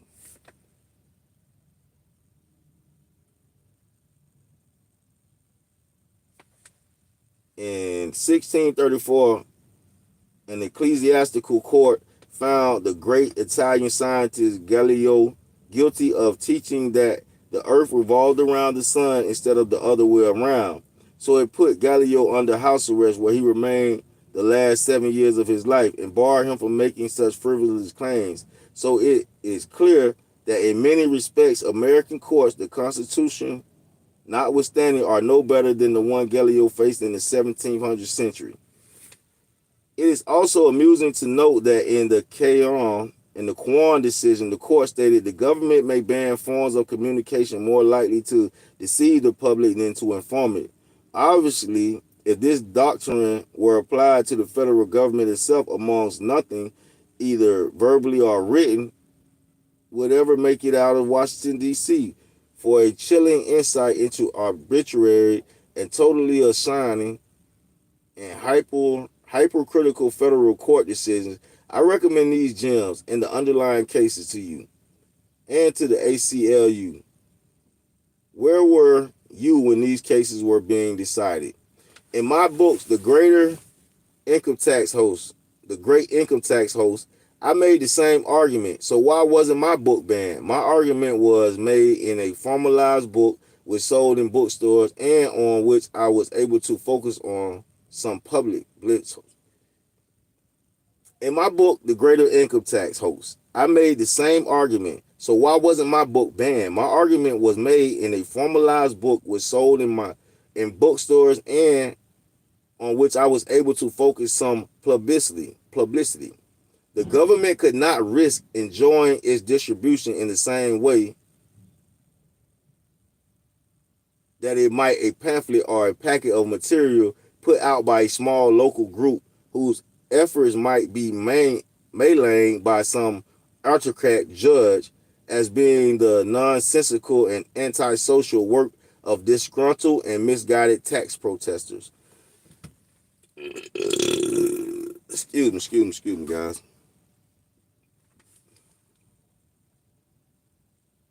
In my case, instead of banning my books, which it would dare not to do, the government instead sought to both discredit them and impede their distribution by imprisoning me on trumped-up charges of tax evasion, ignoring a little-known and publicized right.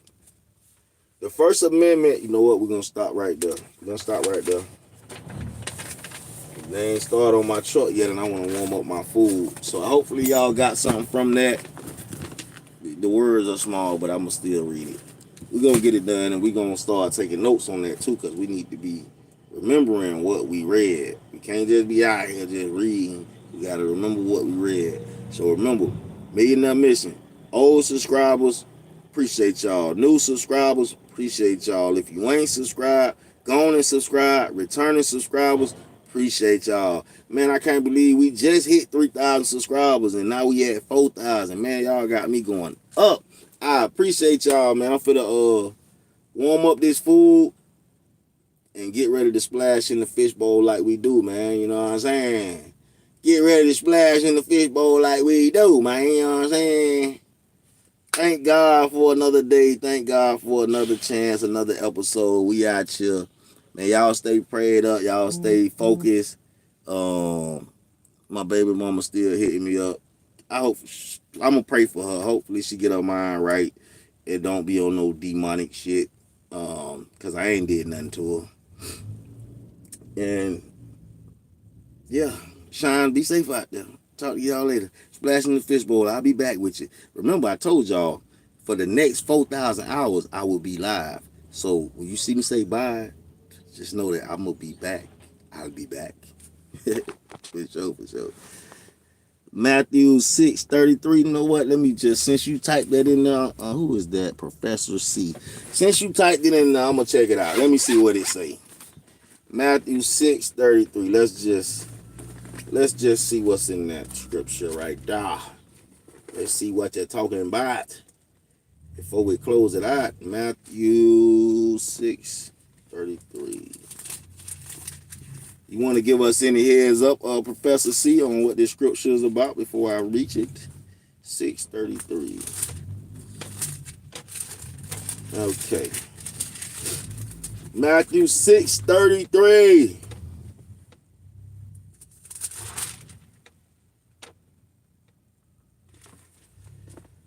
But seek first his kingdom and his righteousness, and all these things will be added to you. So do not worry about tomorrow, for tomorrow will care for itself.